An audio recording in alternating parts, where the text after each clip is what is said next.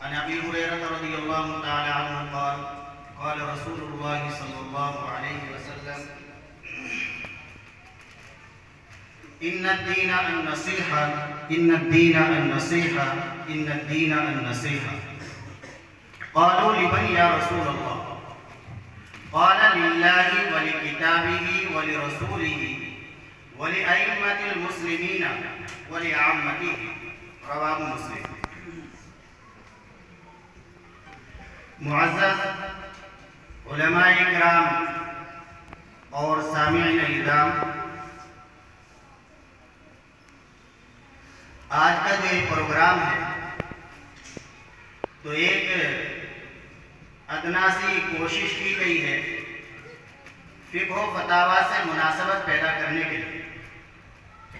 ایک سال میں 2 سال میں فقہی کتابوں کا مطالعہ کر کے یا کچھ ابواب پڑھ کر آدمی بڑا فقیہ اور مفتی نہیں بن جاتا، بلکہ اس کا منشا ہوتا ہے فقہ و فتاوی کی کتابوں سے مناسبت پیدا کرنا اور ان کے مطالعے کا اپنے اندر ذوق پیدا کرنا، ایک دلچسپی اور لگن پیدا کرنا۔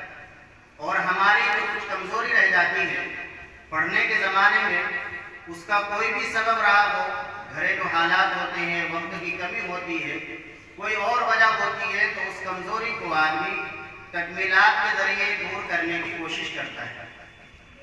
تو جیسا کیسا ہم سے ہو سکا کہ آدمی کوئی بھی نیک کام کرے تو نیک کام کرنے کے بعد 2 کام کرنا لازم ہے۔ پہلا کام تو ہے استغفار کرنا۔ آدمی نیک کام کرنے کے بعد اترائے نہیں، فخر نہ کرے، تکبر میں غرور میں مبتلا نہ ہو، بلکہ اللہ سے استغفار کرے، اللہ سے معافی چاہے کہ یا اللہ اس نیک کام کا، اس طاعت و عبادت کا جو حق تھا وہ مکمل طور سے ادا نہیں ہوا، یا اللہ مجھے معاف کرنا۔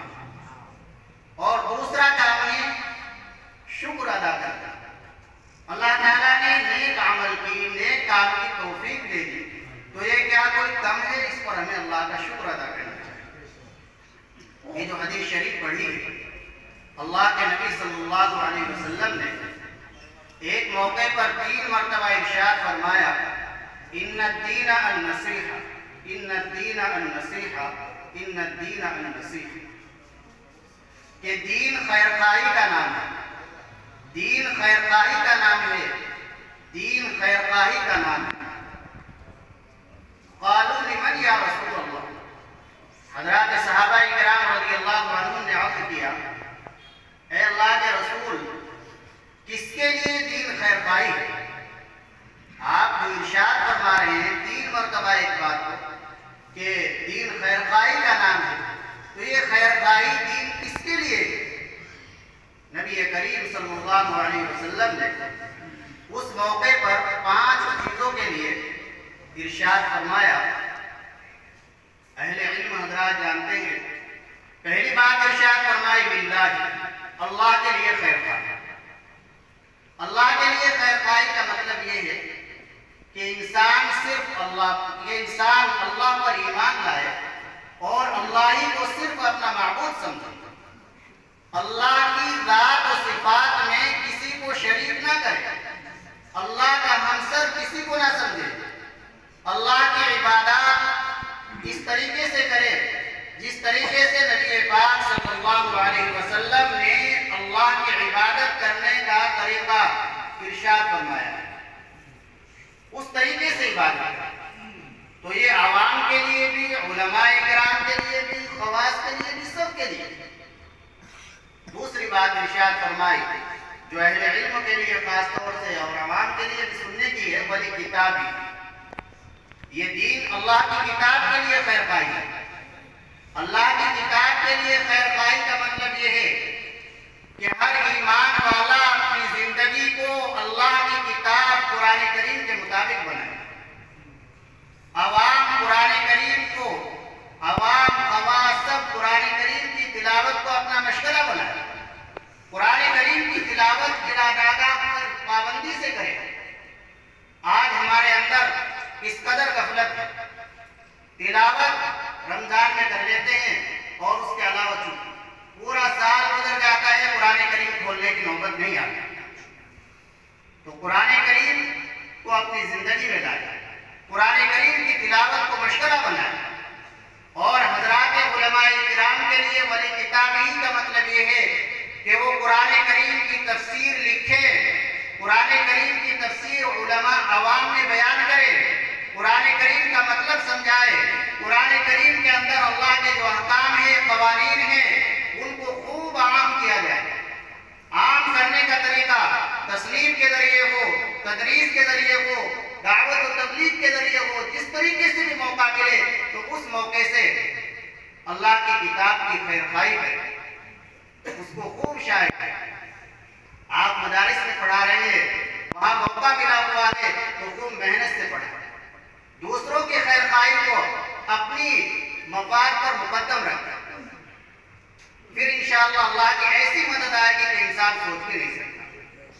مسجدوں میں کام کر رہے ہیں، اگر ہم امانت داری دیانتداری سے کام کریں گے، اللہ اور رسول کی رضا کے لیے ہم کام کریں گے، اور خوف خدا ہمارے دلوں کے اندر ہوگا، تو اللہ تعالیٰ اس معمولی سے مشاہرے میں ایسی برکت عطا فرما دیں گے اور ایسا چین و سکون نصیب فرمائیں گے کہ جو کروڑ پتیوں کو بھی نصیب نہیں ہوگا۔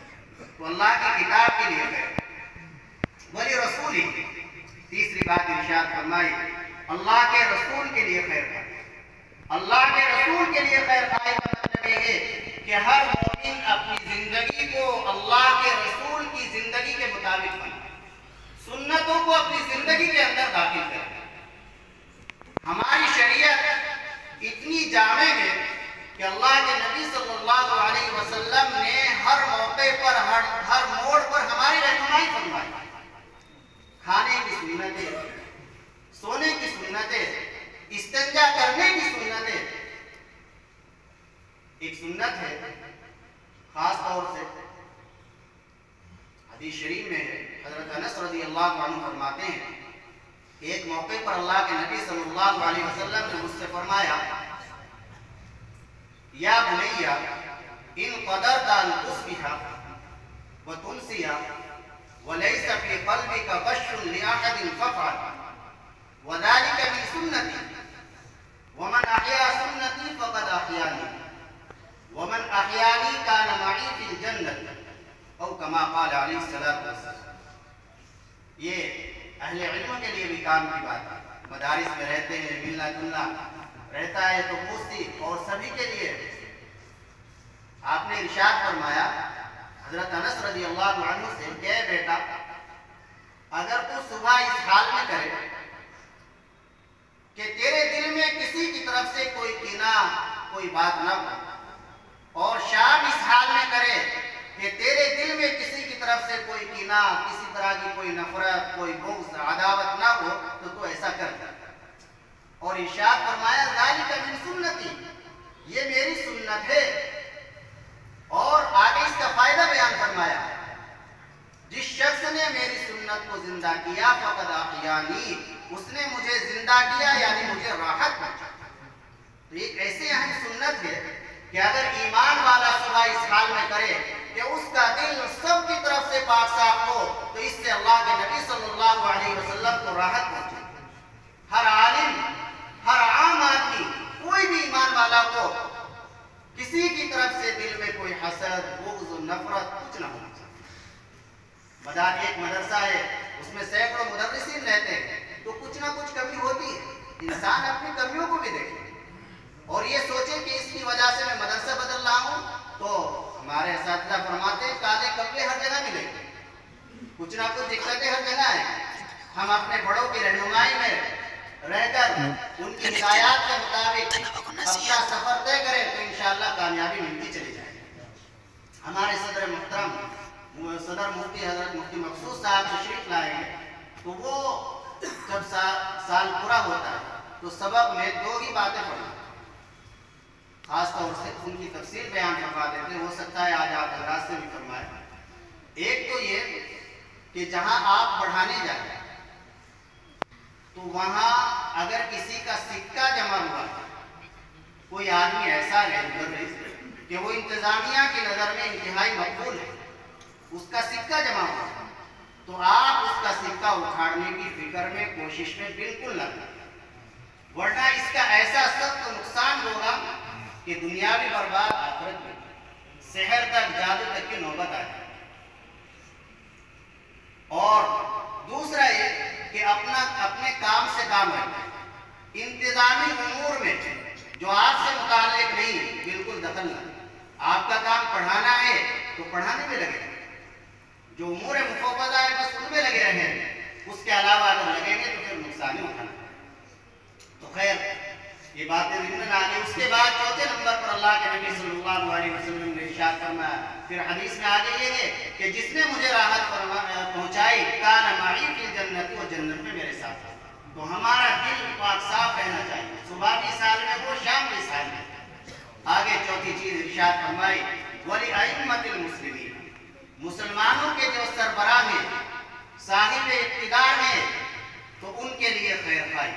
ان کے لیے خیر خواہی کا مطلب یہ ہے کہ جو ہمارے سربراہ ہیں، صاحب اقتدار ہیں، کسی ادارے کے، کسی مکتبہ فکر کے ذمہ دار ہیں، ہم ان کا تعاون کریں، بشرطے کہ وہ شریعت کے حدود کے اندر رہ کر کام کر رہے ہیں۔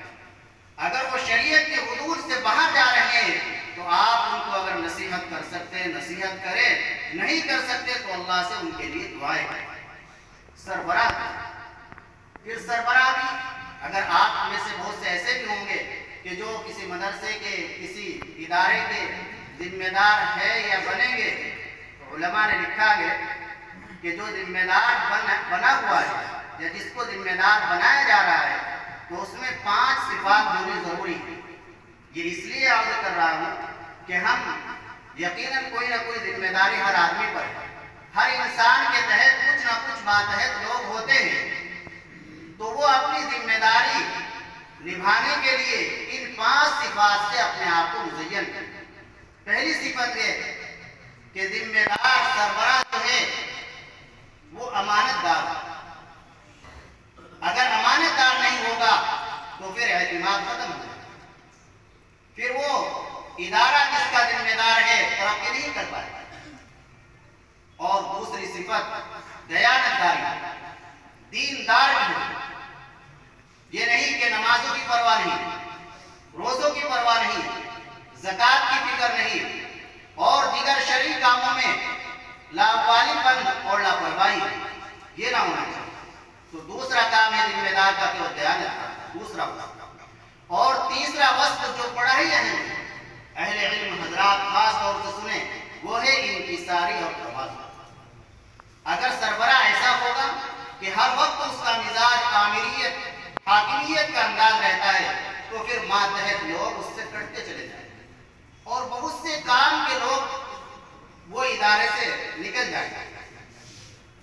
تو اگر آپ کو ادارہ چلا رہے ہیں تو یہ انکساری اور تواضع یہ ضروری ہے، لازمی وصف ہے۔ آپ کسی بھی بڑے کی زندگی کا مطالعہ کریں، جو اللہ کے یہاں جا چکے ان کی اور جو موجودین ہیں ان کے پاس رہ کر دیکھ لیں، ان میں جو آپ خاص اور امتیازی صفت پائیں گے وہ تواضع کی۔ آج ہمارے بڑے ہیں حضرت مفتی طاہر صاحب، میرا ان سے بھی خاص کو حضرت مولانا عاقل صاحب، تو ان کی زندگی جب ان کے قریب لگتے ہیں تو ایسا لگتا ہے یہ لوگ اپنے آپ کو کچھ نہیں سمجھتے، یہ مولوی بھی نہیں سمجھتے اپنے آپ کو، اتنی تواضع انکساری قریب لگتے پتہ چلتا ہے۔ دور سے تو یہ کہ کیسے ہم مفتی طاہر صاحب سے بات کریں، کیسے حضرت شیخ عاقل صاحب سے بات کریں، لیکن جب ہم ان کے قریب لگیں گے تو انسان کو اندازہ ہوگا کہ یہ حضرات تواضع کے پہاڑ ہیں۔ تو جو بھی کچھ بنا ہے کوئی تو تواضع سے بنا ہے۔ تو تیسرا وصف ہونا چاہیے تواضع اور انکسار۔ اور چوتھا وصف جو ہر سربراہ کے لیے لازم ہے، اگر ادارے کو ترقی کرنی ہے، آگے بڑھانا ہے، تو وہ ہے وسعت ظرف۔ تنگ ظرف اگر ہوگا تو پھر بھی سربراہی کامیابی نہیں ملے گی، سربراہی پھر بھی ادارہ ترقی نہیں کر پائے گا۔ تو وسعت ظرفی، تنگ ظرفی نہ، تنگ نظری نہ۔ اور پانچواں وصف جو بڑا ہی اہم ہے وہ ہے عدل و انصاف۔ جب کہیں کوئی موقع آئے تو عدل و انصاف کو ہاتھ سے نہ چھوڑیں۔ العدل فی الغضب والرضا، ایک حدیث میں اللہ کے نبی نے ارشاد فرمایا کہ 3 چیزیں ایسی ہیں جو انسان کو نجات دلانے والی ہے، دنیا میں بھی آخرت میں بھی۔ ان میں ایک سب سے پہلی چیز جو فرمائی وہ ہے العدل فی الرضا والغضب، کہ انصاف کو نہ چھوٹنے دے، چاہے غصے کی حالت میں ہو چاہے خوشی کی حالت میں، انصاف قائم ہے۔ یہ نہیں آپ کسی ادارے کے منتظم ہیں تو کوئی اپنا تعلق والا ہے، اپنے پاس آنے جانے والے مدرس سے، تو وہاں انصاف کا دامن چھوڑ دیتا ہے۔ انصاف جب یہ پانچوں صفتیں ہوں گی تو انشاءاللہ آپ کی ذمہ داری میں، آپ کی سربراہی میں جو ادارہ چل رہا ہے وہ ادارہ ترقی کرے اور آپ ایک کامیاب منتظم بنے۔ آخری بات اللہ کے نبی صلی اللہ علیہ وسلم نے ارشاد فرمائی وَلِعَامَّتِهِمْ، عام لوگوں کے لیے رہنمائی، عام لوگوں کے لیے رہنمائی یہ ہے کہ علماء کرام امر بالمعروف اور نہی عن المنکر کا فریضہ انجام دیں، بلکہ ہر ایمان والا ہے اپنے کسی بھائی کو اگر برائی میں مبتلا دیکھے تو اس کی فکر کرے، اس کو برائی سے روکے، اچھی باتوں کا حکم کرے۔ اور ایسے ہی وَلِعَامَّتِهِمْ کے یہ بھی داخل ہے اگر کوئی ضرورت مند ہے تو اس کی ضرورت کو پورا کرنے کی جس نوعیت کی ہم کوشش کر سکتے ہیں اس نوعیت کی کوشش کریں۔ واللہ فی عون العبد ما کان العبد فی عون اخیہ، اللہ کے نبی صلی اللہ علیہ وسلم نے ارشاد فرمایا کہ جب تک انسان اپنے بھائی کی مدد میں لگا رہتا ہے تو اللہ تعالیٰ اس کی مدد کرتے ہیں۔ اللہ تعالیٰ ہم سب کو ان باتوں پر عمل کرنے کی توفیق عطا فرمائے اور آپ حضرات تشریف لائے، یقیناً آپ بڑے قابل مبارکباد ہیں۔ اللہ تعالیٰ اس ملاقات کو ہماری آپ کی نجات کا ذریعہ بنائے اور جو علم حاصل کیا ہے اللہ تعالیٰ